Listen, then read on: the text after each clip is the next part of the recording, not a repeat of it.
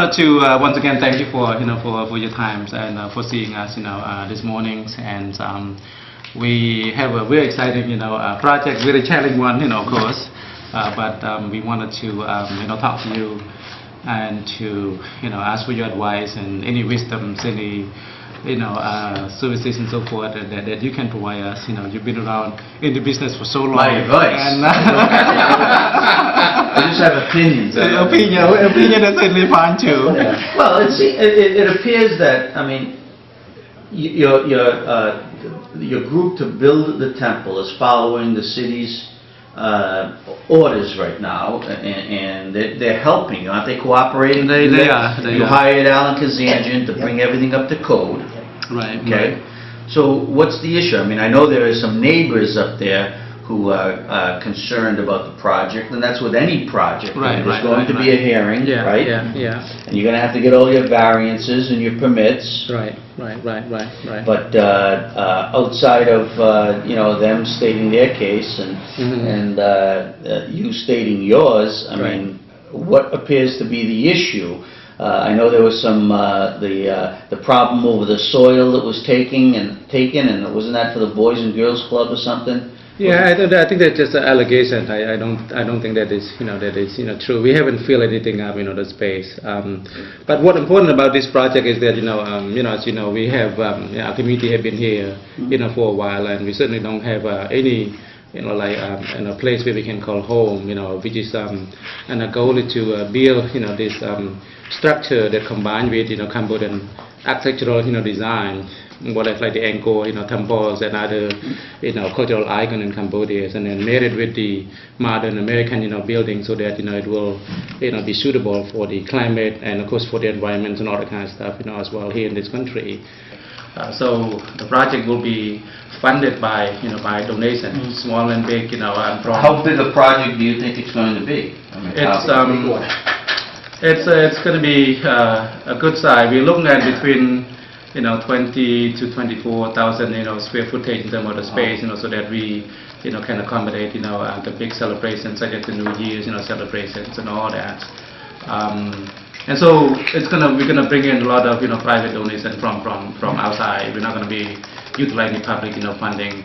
The only thing that we ask from the public would be their understanding, their their support, and we bring in a lot of foot traffic. Will be similar to what we have done with the water festival, with the New Year festival, with the Cambodian Express, and that we have been doing for the past many years.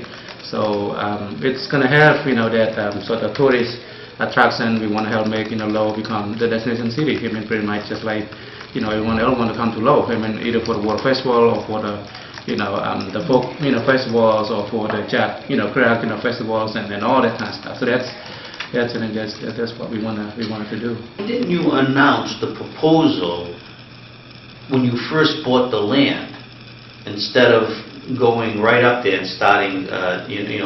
There was some building going on and clearing of land initially.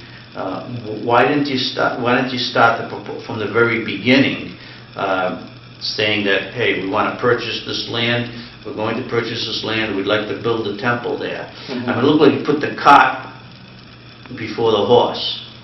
Well, I think we have done that. Monks were out there. Yeah, there's a lot of excitement. And sometimes that excitement can overrun the rationale behind all the kind of stuff. I think it's just when people bought the property, they thought that okay, it's a property, so we can do. We can overlook a little bit of the rule and regulation of the United States, I guess. So that's the reason why I sort of I was brought in to help with that, and then as a result we take care of all the things that need to be taken care of to make sure that the code regulations and all that kind of stuff are being met, and the permit applications and all that kind of stuff is done accordingly to to the plan, and that's why I'm in, and that's why I'm here too, to sort of make sure that from begin since then everything sort of come forward, like we make sure to put the horse before the cart. I think initially when the land was purchased with the monks, a lot of the lay persons as well as the monks, and a lot of excitement within the community, and because this is the first time that the Cambodian American community had come together to make such a purchase of a piece of land in Lowell. I mean, this has never been done before in New England, and there's just tremendous amount of excitement, and they just sometimes that excitement, like Sao Khon stated, that it forgot that there are certain rules and regulations that you really have to follow here in the U.S. And this is one of the reasons why I was invited by the monks and the layperson in Sao Khon to come and join the executive team to make sure that we are proceeding with this proposal as smoothly as possible and in conforming with rules and regulations. So there is a group now, a group that is formed to oversee this project. Are you people? That's right. That's right. So we have a makeup of lay people as well as some head monks to make sure that everything is done according to plans and according to the rules and regulations. Now, is there a need for another temple? What about the Chelmsford Temple? Isn't there a Chelmsford? I mean, is it going to? I mean, why? What's going to happen to the Chelmsford Temple? Will that stay there? Will that? The center that we are planning to build is more than just a temple. It will hopefully serve. Well, the mission is to have it serve two functions. The first function is to have it as a religious services where people, not only with Buddhist faith, but of all faith, can come and meditate and have receive formal religious teaching from the Buddhist master, the Buddhist monks. The second would be to have it serve as the cultural as well as the educational center for the Cambodian American who are residing in the city of Lowell, in Massachusetts, as well as in New England. So it would be the first time there where we have a formal structure where we can utilize this temple / community center here to really educate our youngsters, the elders, about Buddhism. Second is about good citizenships, about American cultures, values, as well as Cambodian culture. The location, because it's the size, we can accommodate all of that. And we have 12 acres, and with the amount of space that we want to do, we want to be able to build in addition to monasteries, temples for the Buddhist monks, we want to build educational centers as well. The cultural center, Cultural center. The entrance and the road in and out and all that, so a lot of work. sewage and things like that. So it's a lot of work. So with reason it's gonna take some years to get the thing complete. But let's say the cattle campaign is going on. It's going to be going on in April. For this whole month, we are working together to train our membership, on that whole aspect of the leaderships and recruitments and make sure that the reasons and all that kind of stuff are in place. And the training is going on every 2 or 3 weeks. Locally we have over 100 people coming to the training, to make sure that they understand what involves and how to work with everyone that involved with the project. Now, is there a trailer? The last story I read, were the monks going to be living in a trailer up there, or? It's a temporary, because we don't have the facility, the space, enough space yet. We have a small house there on 48 Thompson Avenue, but it's really small place. So we wanted to put just a trailer, temporary, just at least for the monk to stay in, of course, an office, to work, pretty much an office. Did you get approval for that?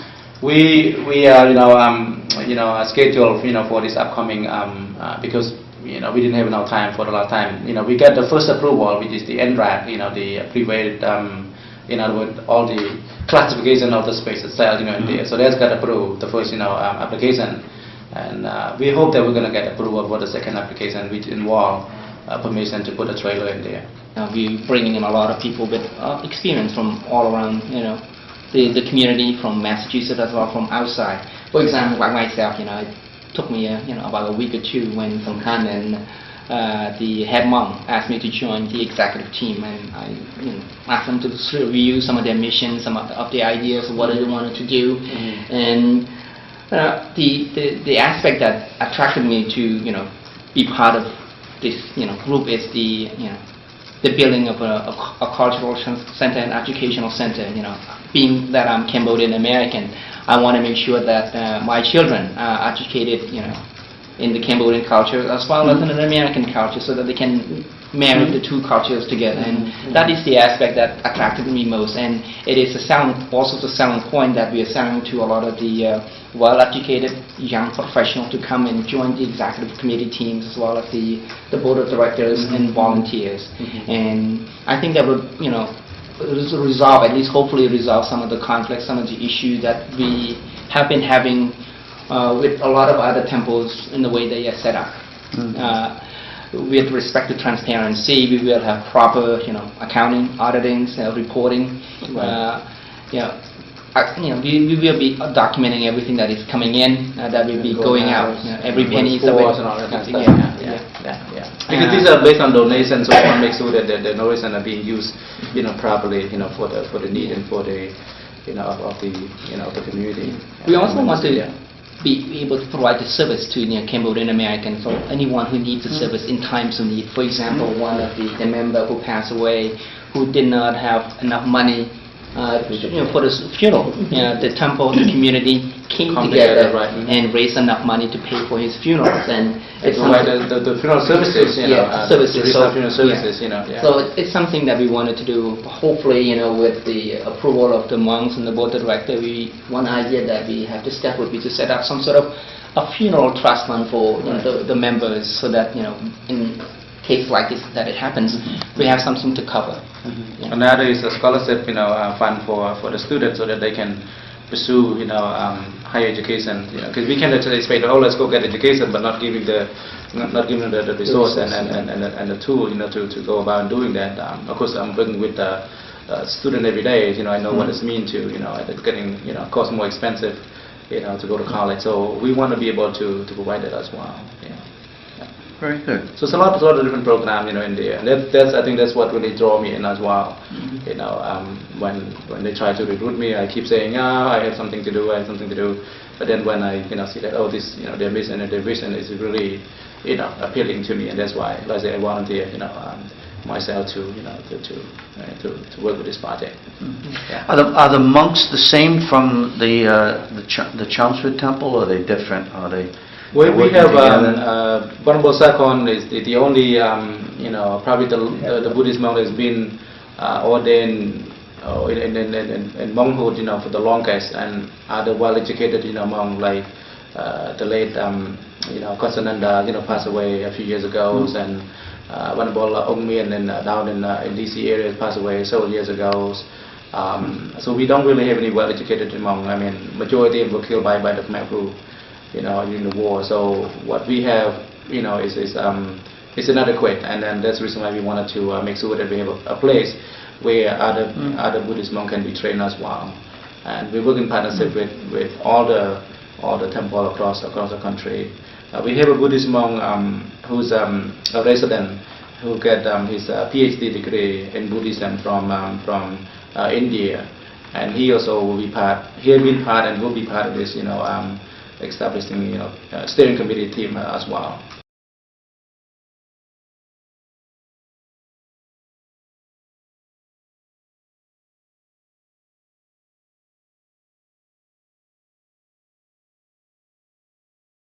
True, we haven't filled anything up, the space. But what's important about this project is that, as you know, we have our community have been here, for a while, and we certainly don't have any. A place where we can call home, which is, and the goal is to build, this structure that combined with, Cambodian architectural, design, more like the Angkor, temples and other, cultural icon in Cambodia, and then married with the modern American. I wanted to once again thank you for, for your time and for seeing us, this morning, and we have a very exciting, project, very challenging one, of course. But we wanted to talk to you and to ask for your advice and any wisdoms, any services and so forth that you can provide us. You've been around in the business for so long. My advice. And, I just have opinions. To be a hearing, right? Yeah. And you're going to have to get all your variances and your permits. Right. But outside of them stating their case and you stating yours, I mean, what appears to be the issue I know there was some, the problem over the soil that was taken, and wasn't that for the Boys and Girls Club or something? Yeah, I think that's just an allegation. I don't think that is, that is. Yeah, that's certainly fine too. Well, it appears that, I mean, your group to build the temple is following the city's orders right now, and they're helping. Aren't they cooperating? They are. You hired Alan Kazanjian to bring everything up to code. Right. Okay. So what's the issue? I mean, I know there are some neighbors up there who are concerned about the project, and that's with any project. Right. Building so that it will be suitable for the climate and of course for the environment and all that kind of stuff as well here in this country. So the project will be funded by by donations, small and big. And from how big a project do you think it's going to be? I mean, it's going to be a good size. We're looking at between 20 to 24,000 square footage in terms of the space, so that we can accommodate the big size.